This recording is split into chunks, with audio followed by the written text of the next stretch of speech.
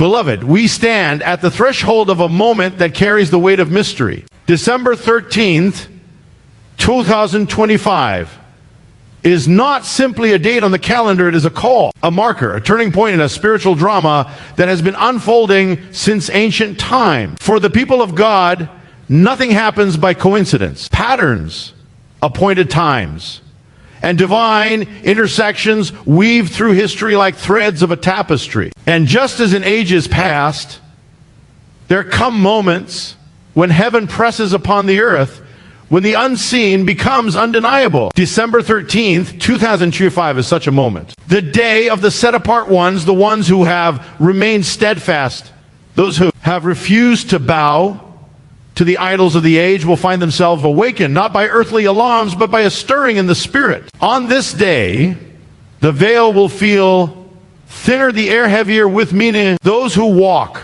with discernment will sense a tightening of the spiritual atmosphere, a summons to boldness even. In quiet hearts, a new clarity about the hour in which we stand. It will be as though heaven whispers, prepare. A shift in the nation and the remnant as the world moves deeper into uncertainty. The chosen, those who have consecrated themselves to the purposes of God, will experience a dividing line. Not a line of fear, but of distinction. On December 13th, 2025, the remnant will begin to sense a deeper separation from the culture around them, a strengthening of conviction, a renewed call to purity and courage. This will not be a day of destruction, but a day of awakening, a day when the Holy One marks his people for what is to come. The summons to stand in ancient times, the watchmen stood upon the walls to look for signs of approaching change.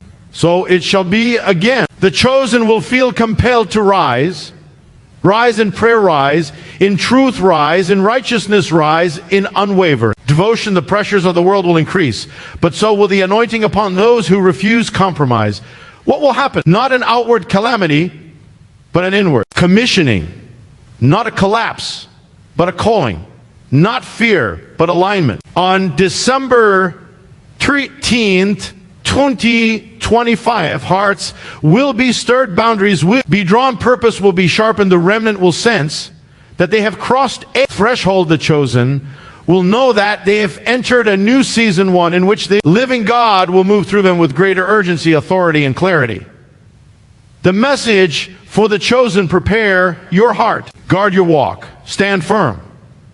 For the days ahead will test foundations, but strengthen the faithful. This date is not the end, it is the beginning of a deeper unveiling. And those who answer the call will rise as lights in an hour of deepening shadow. The idea of a divine appointment in time carries a weight that goes beyond ordinary moments. It speaks of a point woven into the tapestry of history where heaven intersects with the world in a way that is not accidental or incidental. Throughout Scripture and throughout the stories of those who walk closely with God, there are moments that seem to rise above the rest, moments when something shifts in the unseen realm, and those who are spiritually awake can feel it. December 13th, 2025 is portrayed as one of these moments, not because the date itself holds mystical power, but because of what it represents: a call for alignment, a stirring of the faithful, and an invitation for the chosen to step into a deeper awareness of the hour. There are times when God appoints a moment not to bring judgment, but to bring awakening. These days act as markers in a spiritual journey, reminding the faithful that they are part of a story larger than themselves. A divine appointment is a reminder that the Creator moves in patterns, seasons, and rhythms, each chosen moment perfectly placed to accomplish a greater purpose. This sense of appointed time is what gives December 13 its significance. It becomes a reminder that nothing in the life of a believer is random. Every step, every stirring, every prompting of the heart is part of an orchestration designed with intention. In such a moment, those who are attuned to the voice of God may feel the spiritual atmosphere intensify. Not as fear, but as an awareness, as if the veil between the natural and spiritual world becomes thinner. It is the sense that something is shifting. Something is drawing near. Something is calling the chosen to attention. Those who have walked faithfully through seasons of testing and refining may feel a sudden alignment within themselves, as if their spirit is being calibrated to a higher frequency of purpose. They may sense that they are being summoned to stand more firmly, to listen more closely, and to prepare for a season where spiritual clarity will be essential. A divine appointment often serves as a moment of invitation. It calls believers to examine their hearts and evaluate their walk. It invites them to lay aside distractions, compromise, and spiritual weariness. It prompts them to remember who they are and whose they are. It reminds them that God has not forgotten his people, and that even in time of confusion or cultural turmoil, the chosen remain under his guidance. December 13 becomes a symbolic day representing the moment when the faithful are reminded to rise, to refocus, and to reconnect with their calling. This sense of divine timing also carries an encouragement. It means that God is not distant or silent. He is present, orchestrating and preparing his people for what lies ahead. For chosen believers, this can bring a renewed sense of purpose. The day becomes a reminder that God still speaks, still leads, and still appoints moments where his people are awakened to his movement. It is not about predicting events, but about recognizing a shift in the spiritual landscape, a shift that calls the faithful to be alert, steadfast, and ready. Ultimately, the divine appointment of December 13th, 2025 represents a moment when God invites his people to step into greater awareness and deeper consecration. It is a call to tune their hearts to his guidance, to strengthen their foundation, and to understand that every moment appointed by God carries meaning. It is a reminder that the chosen are never forgotten, never abandoned, and never without direction. And in this appointed time, they are being prepared for the next chapter of their journey, aligned with God's purposes, and ready to walk forward with renewed faith. The awakening of the set-apart remnant is not a sudden emotional surge or an outward display of zeal, but a deep stirring that begins quietly in the hidden chambers of the heart. It is something that happens when the world grows darker, yet the light within the faithful grows brighter. This awakening comes to those who have remained steady when others wavered, to those who continued to stand when compromise became the easy path, and to those who kept their devotion alive even in seasons when God seemed silent. The remnant is not defined by numbers but by faithfulness. It is the group within the group, the core within the crowd, who has chosen obedience over comfort and truth over ease. This awakening is described as a spiritual sensitivity rising within the chosen. It is that moment when they sense that things are shifting, not simply in the headlines or in the culture, but in the realm of the spirit. There's a sharpening of inner perception, a quickening that whispers, pay attention. Something is unfolding. It is not fear-based, nor is it based on speculation. Rather, it is a deep knowing that seems to settle upon them. The world may interpret their feeling as intuition, but those who belong to God recognize as discernment the ability to perceive what others cannot see. As this awakening unfolds, the faithful begin to notice that the things of the world lose their pull. The distractions that once dominated their time and attention begin to feel small and hollow. A hunger rises within them, not for entertainment or recognition, but for truth, holiness, and closeness with God. This is the hallmark of a true awakening. Not excitement, not noise, but the inward turning of the heart toward what is eternal. This stirring calls them to examine their priorities and reorder their lives around what truly matters. There's also a sense of renewal that comes with this awakening. Weariness begins to lift. Doubts begin to fade. The battles that once felt overwhelming begin to make sense in light of the calling placed upon their lives. The remnant realizes that their struggles were not purposeless, they were preparation. Every hardship refined them. Every season of pressure strengthened them. Now, as the awakening grows, they begin to understand why they walked through what they did. The fire they faced was shaping them for the very hour that is approaching.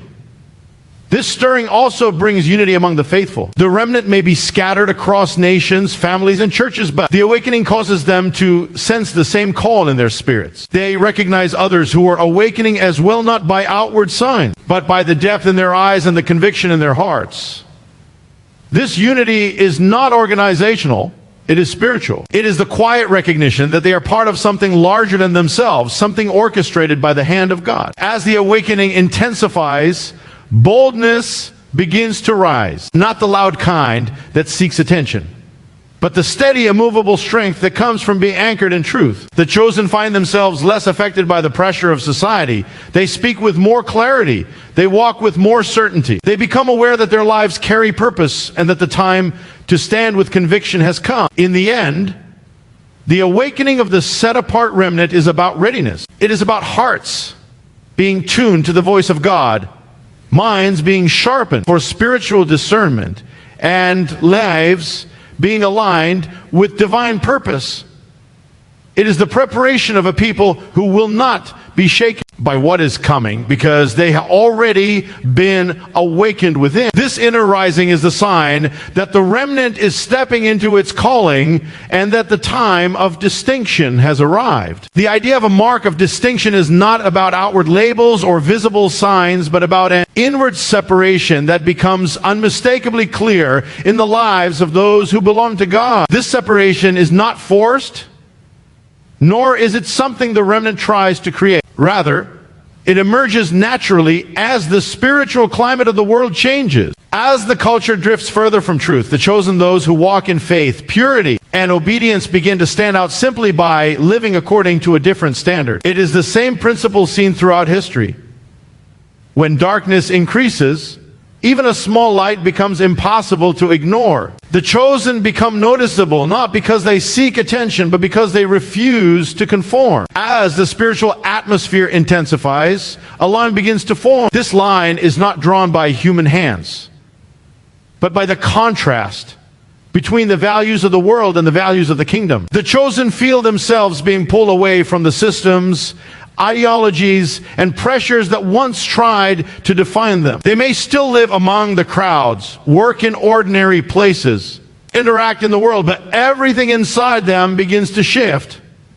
Their minds become clearer. Their priorities become more focused. Their convictions harden like steel. They no longer feel comfortable blending in because their hearts are set on something higher. This distinction does not mean isolation from people, but separation from the patterns that lead to compromise. Many around them may continue to search for identity in trends, politics, or social movements, but the chosen find their identity rooted in the one who called them. As the world grows more chaotic and uncertain, the remnant becomes steadier.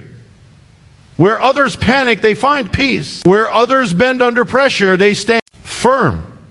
Where others cling to what is temporary, they cling to what is eternal. This difference becomes a testimony in itself, an unspoken declaration of who they belong to. The remnant may feel this distinction inwardly before others notice it outwardly. They sense the tension between the path of the world and the path of righteousness. They become more sensitive to deception, compromise, and spiritual distractions. Their hearts feel pulled toward sanctification, purity, and obedience. They begin to recognize that they cannot live like everyone else because they have been called to something higher. This inner realization grows until it becomes visible in their choices, actions, and words. Others around them may not understand this change. Some may feel challenged by it, others inspired by it, and still others offended by it. But the distinction is not meant to please or provoke. It is simply the natural result of walking with God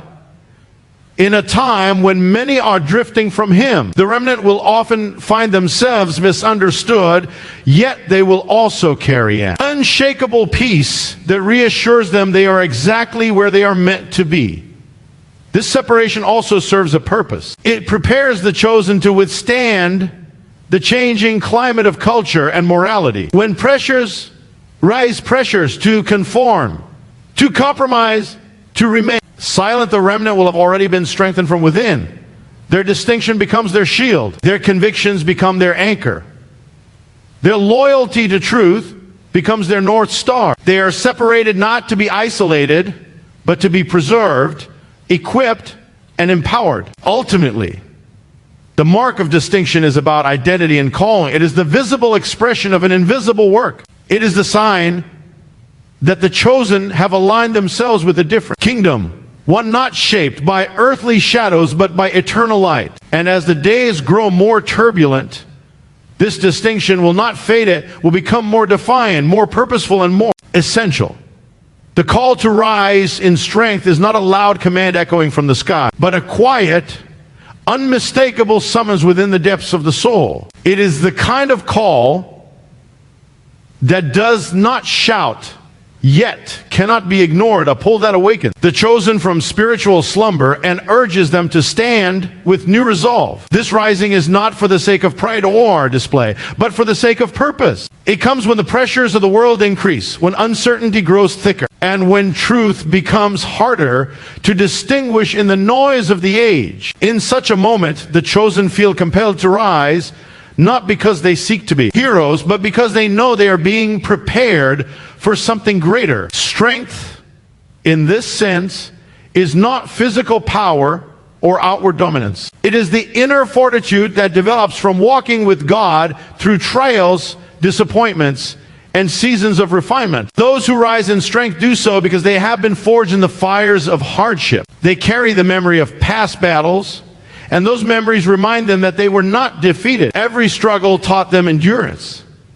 Every setback birthed resilience. Every moment of weakness became an opportunity for God to strengthen them. So when the call to rise comes, they do not rise in their own might, they rise in the strength shaped within them over time. This call brings the chosen into deeper prayer, not shallow or hurried prayer, but the kind that anchors the heart and clears the spiritual atmosphere around them. In moments of awakening, prayer becomes less of a routine and more of a lifeline. It becomes the way they align themselves with divine guidance, the way they regain clarity in a world filled with confusion. This rising in strength begins first by bending in prayer, seeking wisdom, and listening for the still voice that leads them. Along with prayer comes truth uncompromised, unaltered, and unapologetic. Those who rise feel compelled to stand for truth even when it becomes unpopular.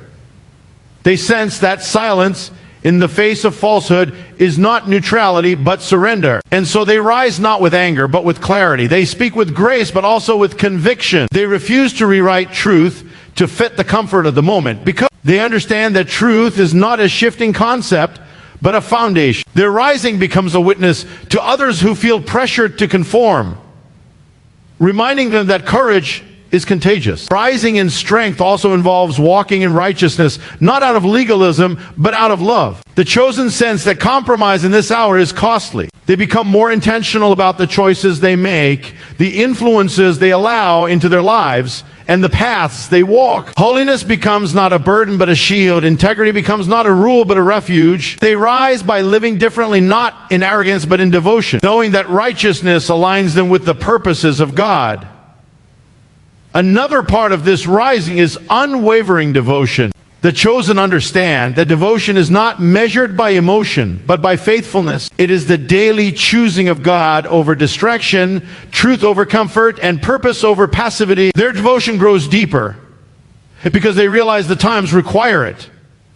The hour may be darkening, but their hearts grow brighter. The world may become unstable, but their foundation remains unshaken.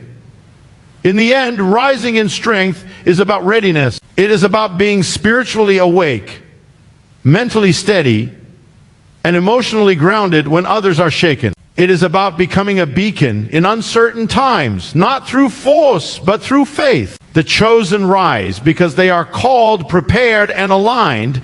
They rise because the season demands it. They rise because they have been positioned to stand in a world where many are falling. And through their rising, they become instruments of light in an hour of gathering shadows. The idea that what happens is an inner commissioning rather than an outer calamity brings a profound shift in understanding. In times where people are quick to look for signs, disasters, or dramatic events, this perspective redirects attention back to what truly matters: the heart, the spirit, and the calling of the chosen. The greatest movements of God often begin quietly within before they manifest outwardly. This inward work is what shapes character, strengthens resolve, and aligns a person with divine purpose. So when this moment arrives, it is not marked by fire in the sky or the collapse of earthly systems, but by the deep transformation of the faithful. And inner commissioning is the moment when God speaks identity, purpose,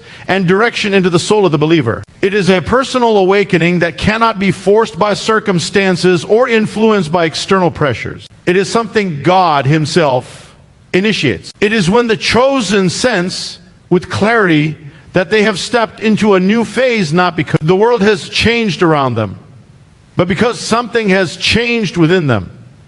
Their spirit becomes more alert. Their ears become more attentive. Their hearts feel a renewed sense of urgency and responsibility. This commissioning begins with understanding. The chosen suddenly recognize why they have walked through certain trials, why certain doors closed, why certain battles lingered, and why certain prayers required endurance. Everything that felt like loss begins to reveal its purpose. Every hardship becomes a teacher. Every waiting season becomes a preparation. In this commissioning, the faithful see that God was not withholding from them, He was shaping them. The clarity they receive in this moment becomes a foundation for the path ahead. Along with understanding comes empowerment. The chosen begin to feel strengthened from within, not by emotion, but by conviction. They sense a fresh courage rising inside them, a courage that does not come from confidence in their own ability, but from trust in the one who has called them. This empowerment gives them the ability to stand firm even when circumstances are uncertain. Their faith becomes more grounded, their discernment sharper, and their sense of purpose clearer than before. This inner commissioning is also marked by a sharpening of the spiritual senses. The chosen begin to discern truth from deception with greater ease. They recognize distractions more quickly. They feel drawn toward purity, wisdom, and intentional living. It is as if the noise of the world begins to fade while the voice of God grows louder. This kind of clarity is not achieved through effort alone. It is a gift given in divine moments, a spiritual alignment that positions them for what lies ahead. Another part of this commissioning is the refining of priorities. The chosen become aware of what matters and what has been draining their strength. They begin to release habits, relationships, and patterns that once felt comfortable but no longer align with their calling. This change is not rooted in judgment or fear, but in purpose. They realize that they cannot carry everything into the next season. Some things must be let go for them to rise. This commissioning also brings peace deep, unshakable peace. Even if the world feels chaotic, even if uncertainties loom, the chosen feel anchored. They are no longer tossed by every shift in culture or every rumor of crisis. Their stability becomes a testimony in itself. Others may wonder how they remain calm, but the chosen know that the peace comes from the one who prepares them within. Ultimately, this inner commissioning is a divine invitation to step into a higher calling. It is a quiet but powerful declaration that the chosen are ready not because they feel ready, but because God has made them ready. It is the sign that they are being prepared not for collapse, but for purpose.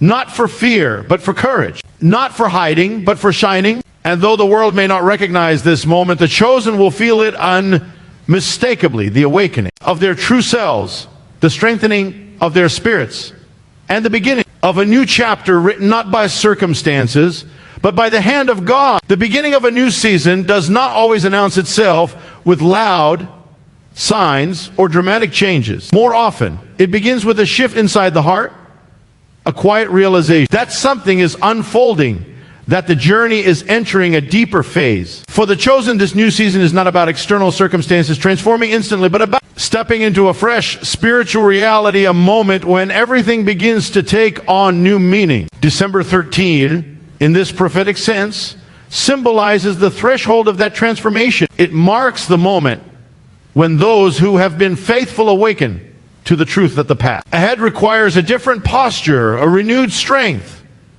and a sharpened awareness. This new season is defined by clarity. For a long time, the chosen may have walked through fog moments of confusion, seasons where the purpose felt distant, or times of waiting that stretched longer than expected. But when the new season begins, The fog begins to lift. The chosen see with new eyes. Questions that weighed heavily upon them begin to find answers. Patterns they could not understand begin to make sense. It is as though the pieces of the puzzle that once seemed scattered fall into alignment. This clarity is not intellectual alone. It is spiritual and deeply personal. It brings confidence where uncertainty lived and direction where there was wandering. As this season unfolds, the chosen sense a renewed alignment with their purpose. Things that once distracted them lose their grip. Old habits that quietly drained their energy no longer have the same appeal. The calling they may have set aside or forgotten begins to resurface with greater intensity. They feel drawn toward growth, holiness, and deeper devotion. This is because God uses new seasons to remind His people of who they are and what they were created for, the chosen. Begin to realize that their lives carry weight, influence, and intention. This realization pushes them to rise into the fullness of their calling. This new season also brings separation, not in a divisive way, but in a purposeful way. The chosen feel the need to distance themselves from environments, relationships, or patterns that hinder their spiritual progress. This separation is gentle but firm. It is not driven by pride or judgment. It is driven by destiny. They begin to recognize that carrying old burdens into a new season limits what they can receive. And so they let go not with bitterness, but with understanding. They release what cannot go forward so they can embrace what awaits. In this season, courage grows. Not the kind that rushes into battle blindly, but the kind that stands firm, steady, and unwavering. The chosen sense they can no longer remain silent where truth must be spoken. They feel compelled to live with integrity even when the world rewards compromise. They begin to carry themselves differently, not with superiority, but with quiet authority. This courage becomes one of the marks of the new season, the ability to stand when others tremble, to hope when others despair, and to shine when the world grows dim. A sense of readiness also unfolds. The chosen know that something is coming, not necessarily a crisis, but a calling. They feel prepared, not by their own strength, but by everything God has cultivated within them over time. Their endurance, once painful, becomes useful. Their patience, once tested, becomes wisdom. Their faith, once stretched, becomes powerful. They step into the new season not hesitant, but confident in the God who has brought them this far. Finally, this season ushers in a deeper intimacy with the divine. The chosen find that prayer becomes richer, worship becomes more meaningful, and the presence of God feels nearer. They begin to live not as spectators of faith, but as active participants in a divine plan. They say they have crossed the threshold not into fear, but into purpose, not into uncertainty, but into alignment. And so the new season begins not with thunder, but with awakening, not with fear, but with faith. It is the moment when the chosen step forward with renewed vision, strengthened resolve, and unwavering devotion, ready for all that has been prepared for them.